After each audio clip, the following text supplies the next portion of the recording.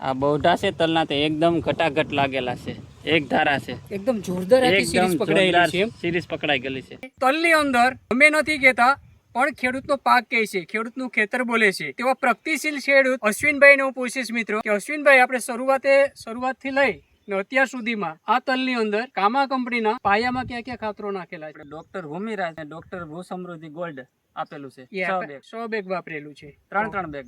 તો એ શરૂઆત ઉગાવવાથી લઈને અત્યાર સુધી આપણે સાતીએ સુધી પૂગે છે તલ, તો તમને રિઝલ્ટો કેવા લાગે છે? રિઝલ્ટ સારામાં સારું છે. અને એના પછી આપણે ડોક્ટર પ્રાણ શક્તિ અને ડોક્ટર સારથી પણ આપેલું છે.